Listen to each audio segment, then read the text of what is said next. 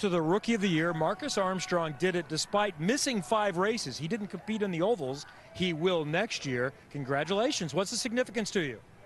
Thanks a lot, Kevin. It's been a wild ride. Today was so up and down. I thought I was going to win at one point. I thought I was going to finish last at one point, and then I settled on P8. But yeah, you're right. Rookie of the Year, having not done 5 races, I'm over the moon. It was touch and go at one point today.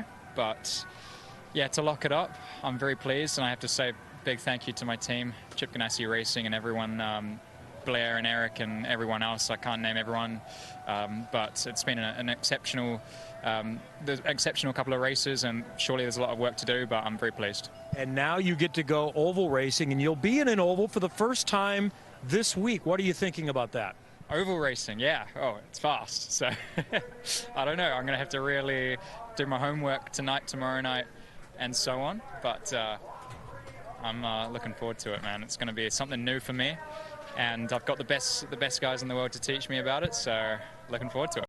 And Calum Ilott matches his career best with a 5th in all kinds of different scenarios. You started near the back. You went even further back. How did you get back to the front? I don't know, really. Yeah, we had contact in turn 2. I think everyone who was on the outside lane just concertinaed up, and I was involved in that.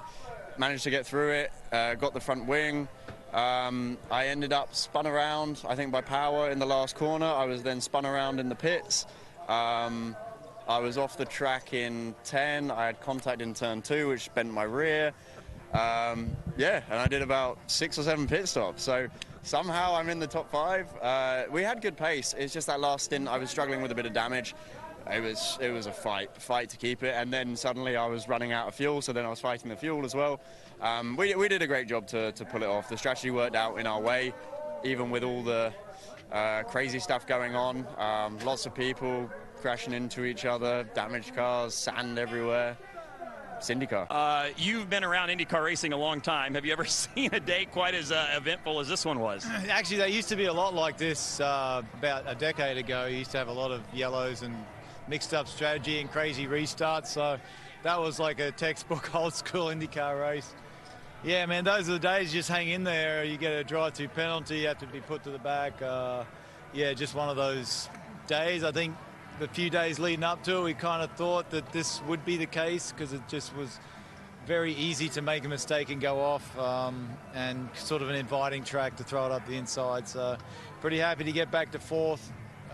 Tough year, but that's how it goes. Yeah, and unfortunately, the win streak kind of comes to a close for you this year without the win. But big picture, I mean, how would you evaluate your year? I know it was tough, on and off the racetrack, but how would you evaluate it? Yeah, just not a good year, man. Not good enough. On my personal side, it was bad at the start of the year. Obviously, had a lot going on there with my wife getting real sick. But yeah, at the end of the day, she's healthy, and I'm here, and I'm racing, and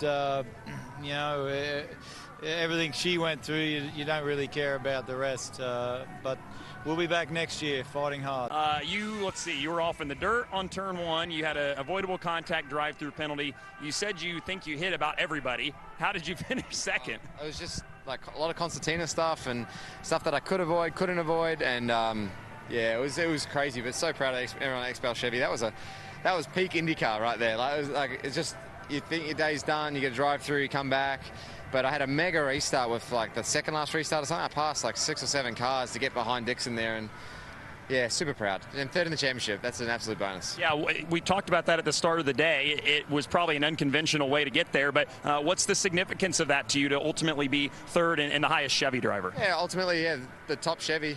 Chip Ganassi Racing, Alex and Scott have been really class their own this year, and congrats to them. But it's just nice to be, I guess, the best of the rest there, and we'll keep working with Team Chevy and Team Penske, but to be the best team home and in the Chevy ranks, and then from a driving perspective against the 2 legends that I have as teammates, I'm really proud of that. A lot of work to do, but I said to the guys today, 2024 started today, and we're really proud of that effort. And it's never easy.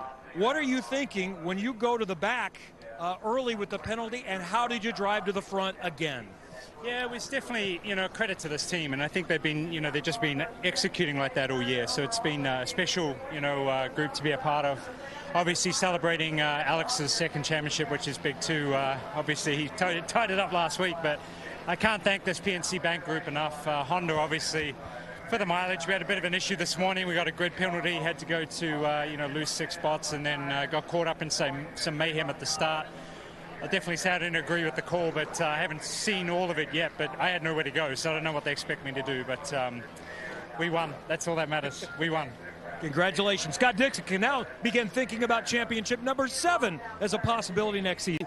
What's the emotion, Alex, of winning the second championship compared to the first one, especially with all the stuff you guys dealt with this year? Oh, yeah. I mean, it's been an amazing year. 5 wins, 10 podiums. And today was going to be a really good race as well. The yellows didn't help us, but it was a fun race.